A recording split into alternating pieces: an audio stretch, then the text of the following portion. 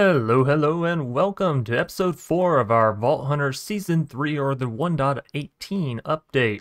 Today we have a lot of new and interesting, updates with what's been going on around the base, if you couldn't tell, as well as some things that I have been informed upon and things we're going to be changing moving forward.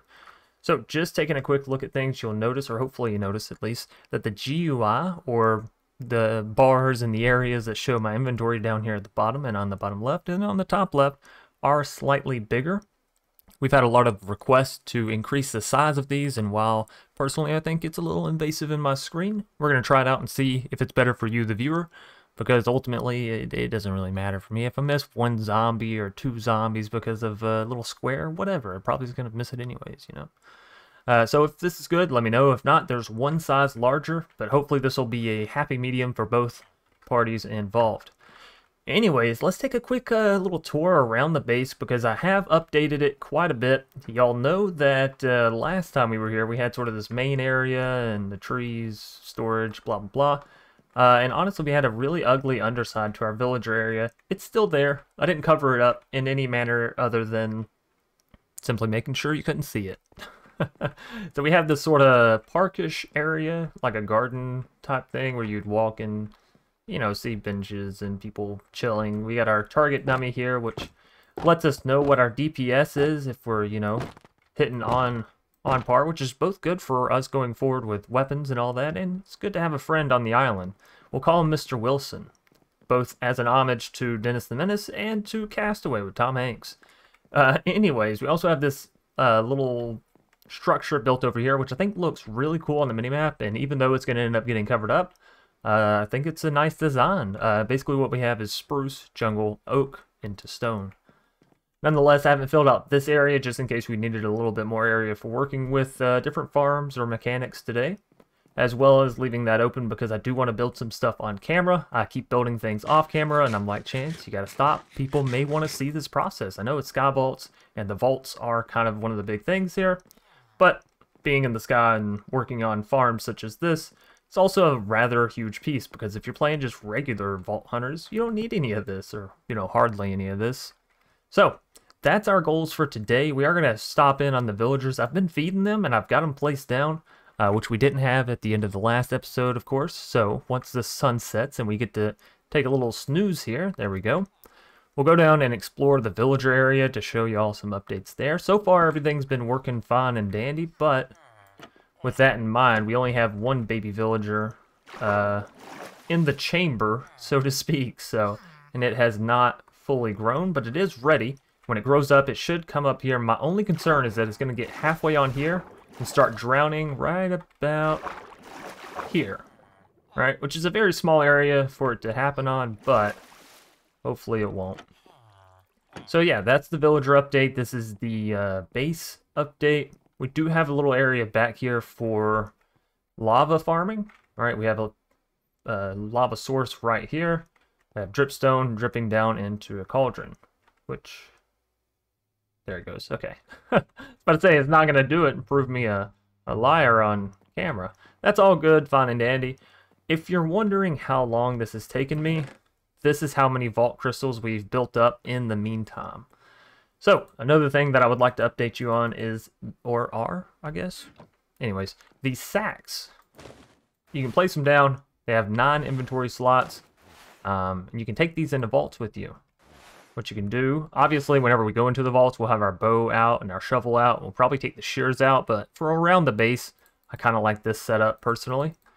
But yeah, you can carry these inventories inside of you, so they're kind of like mini early game backpacks, and they're really simple to create if you've gotten flax. So come over here to the crafting grid. I'll grab some flax and we will, oh, actually I already have it saved over here. So if we just click on the sack from supplementaries, you use 7 flax and 1 string, which of course you can get string from flax itself, and you surround it like such and you get your sack. Now, I'm not going to make another one because you only want to ever have 2 of these. If you have 3, you'll notice we have this over-encumbered debuff. Makes you move a lot slower, even with a sprinting, which we are currently sprinting here. So, yeah, you want to be careful of that. Furthermore, when you go to use your sacks, you'll notice, we'll do this for just a second, If I have this sack and I pick it up with my mouse, I can right click and pick up items. I can also right click and place items. Now obviously placing them doesn't work as well when you have multiple numbers. For that you'll want to like place it down and get it out, right? But for everything else, it's a very nice, swift storage method. All that being said, you cannot do that with the sack if you have not placed it down and opened it. I'm right clicking, all it's doing is swapping what I'm selecting there. So what you need to do, place the sack down, open it to generate the inside inventory, so to speak. That's the way that I think of it, at least. Then you can break it. Now it's open, and you can right click. Now I gotta empty that stuff because I don't need it in there. Anyways, so that's pretty much all the updates with the base, with the GUI, with where we've been, what we've been doing, how things have been going. And without further ado, we are going to go ahead and be diving into our mob farm creation here. As I said, I want to do a little bit of building on screen, so we're going to start out with that, and then we will get into diving into some more vaults. I'm not going to lie to you, we're getting very close to the end of doing our vault crystal runs for the large majority. We're going to be moving over to the vault altar, which is another thing that we will be diving into very soon.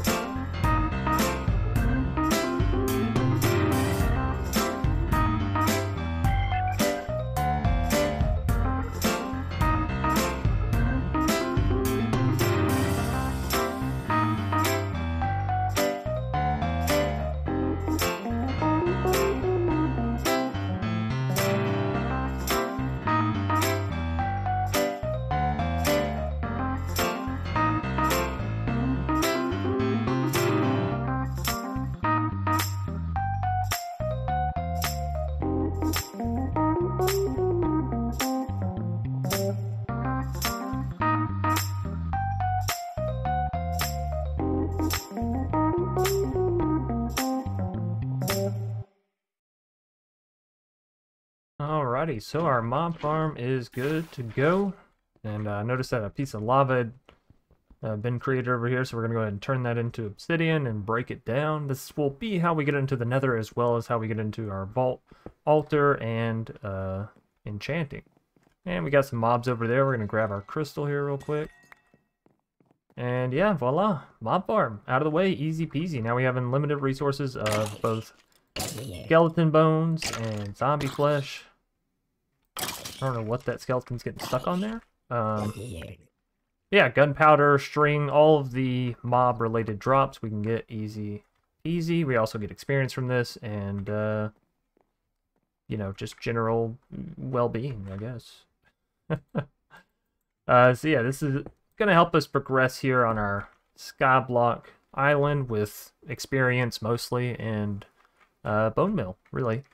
The reason we made it so short, you're like, Chance, you didn't go up to 20 blocks that are normally, you know, gone up for a farm such as this. And I say, yeah, well, I'm planning on adding 2 layers to this. So by the time we get to that 3rd layer, if they were falling from that height, then they would die. I'd rather take extra swings at them than have them fall and, you know, get incapacitated before I even had a chance. So here, them being 2 hits, not really a big deal, especially whenever we start adding sharpness to our sword and getting higher damaging items.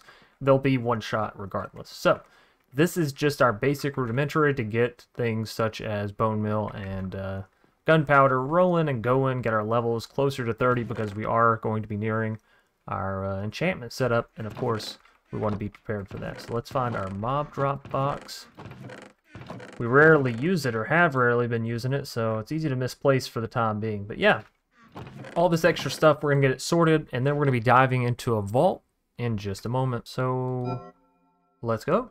Now my main objective for this one is to hit level 2. Shouldn't be too difficult, obviously, as we're right there at it, but we are beginning to move to the point where we can move away from these sort of beginner vaults and into some real vaults.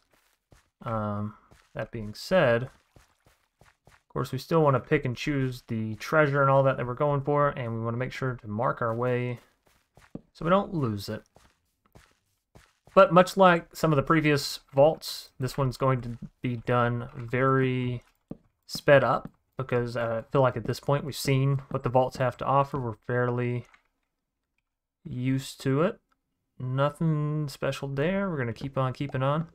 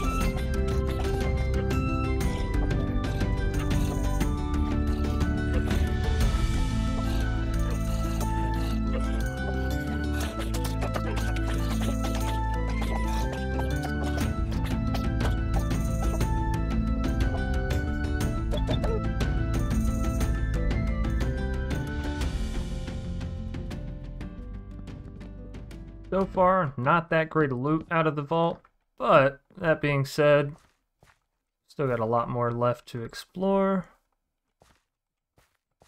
And explore we shall.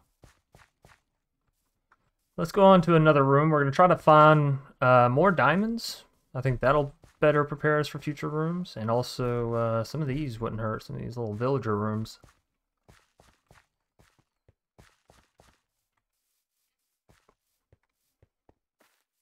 Oh, this is Dead Pine Zone. Dead Pine, for those of you that don't know, is the original creator of the concept or theory mapping of Sky Vault, so huge shout out to him. I mentioned it in the first video, but extra credit never hurt. Just gonna break some of these sweet berries. Do we need them? Not necessarily, but they may come up in vault expenditures in the future, so Better to have than to have not, as I was always told. Oh, and carrots. That's what this is. Yeah, carrots. Oh, and lots of it. Carrot crate. That might have been a better thing to take, actually, because per carrot crate, I think there's 9 carrots. Oh, what? We can't break this down? Maybe not. Anyways, we got some carrots. That's all we really need. No potatoes? Just carrots? Just carrots. That's fine.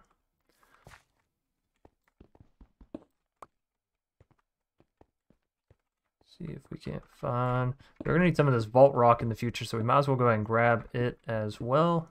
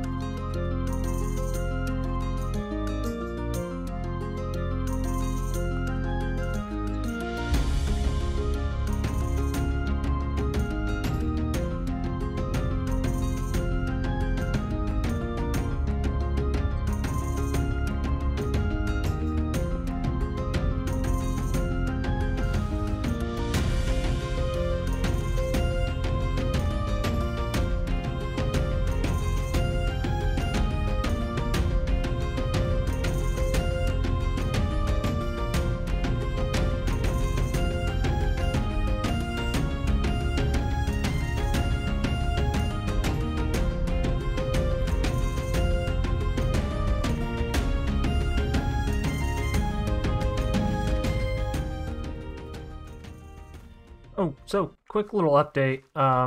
Episodes 1 through 3, I was getting incredibly, I guess, confused, swapped around with, however you want to say it, obelisk and monolith.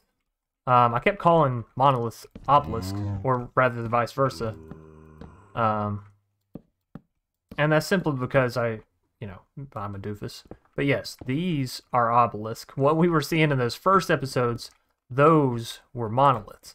The difference is these obelisks are used for summoning bosses, and the monoliths are just sort of like a scavenger hunt. If you can find all the monoliths, you can get a monolith chest, and the monolith chests are, just good chests, just extra loot. So yeah, sorry for the mix-up there. That's just a sign. But this vault has been pretty atrocious as far as loot goes, and I think it's just about time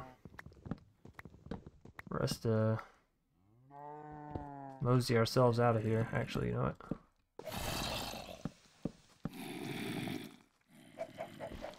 Get a couple more spawners. It's just these chests, they're not good. They're really not. The chances of them containing decent loot is very low. And so we want to stop using these vaults as soon as possible, which...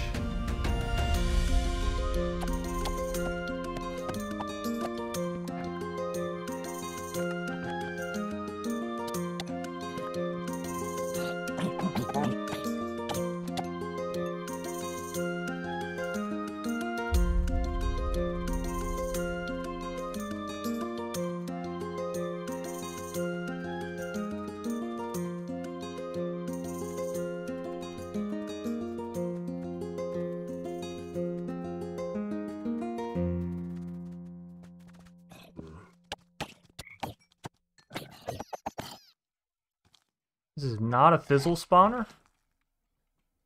Interesting. Oh, what the heck?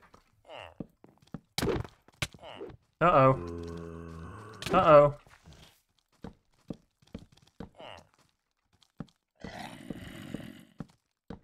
Went to place a block, and for some reason, instead of placing the block, it just dropped me. Obviously, that's not very good.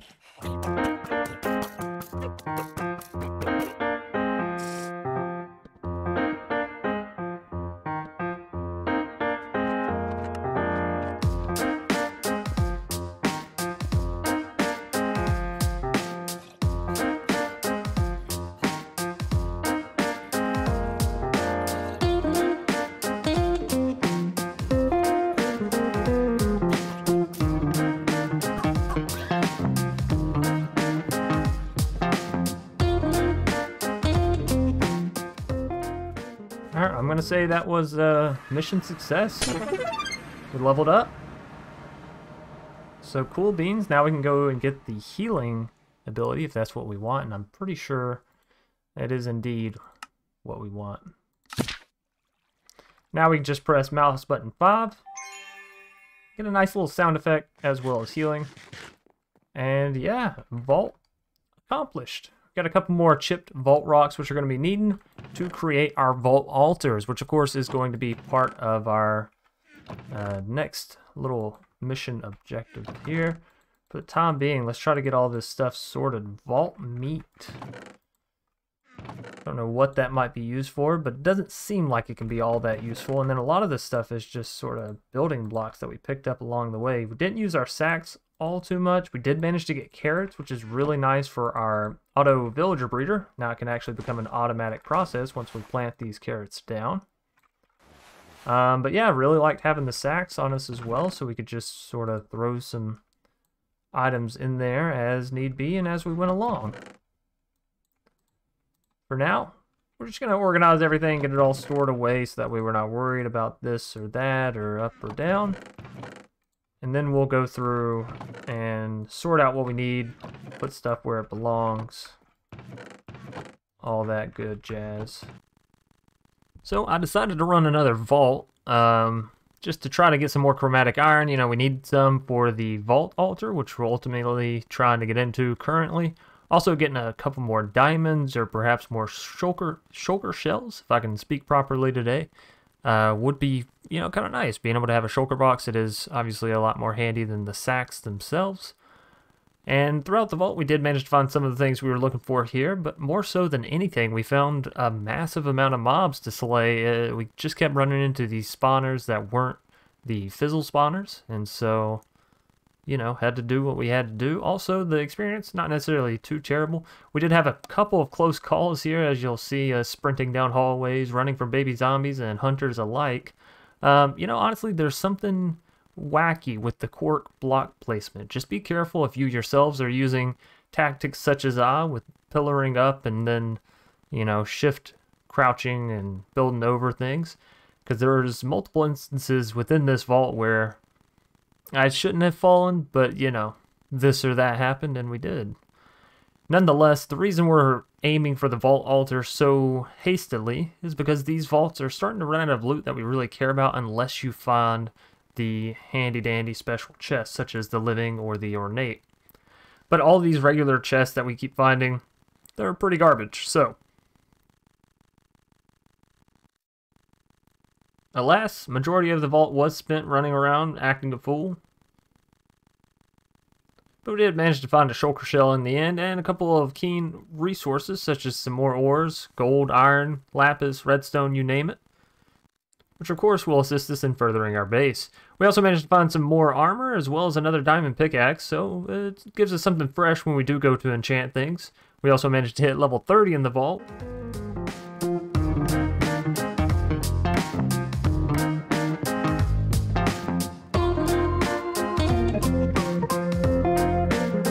Furthermore, we found a villager room, which did not contain a villager. Surprise, surprise, it actually had a zombie villager, so keep an eye out for that. Apparently that's a thing that can happen.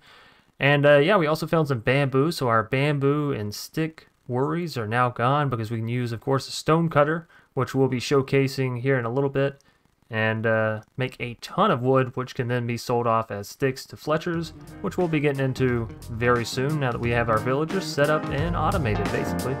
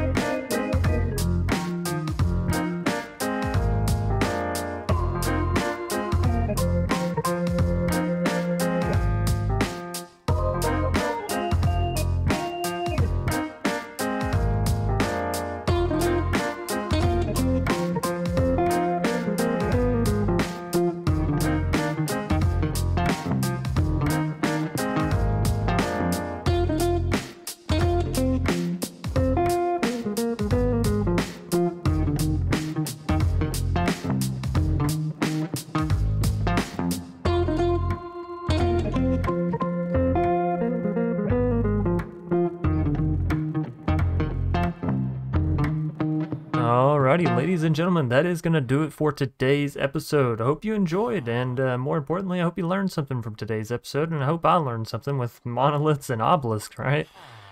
Anyways, thank you all so very much for stopping in. Let me know what you think about the GUI or the HUD, whatever you want to call it, down below in the comment section, of course. Leave a like if you did enjoy the video. Subscribe if you're new and you want to see more awesome content from yours truly. Be sure to share this out with friends, family, family's friends, and friends of the family. As per the usual, I hope you stay awesome, stay crafting, and stay safe. Till next time, peace.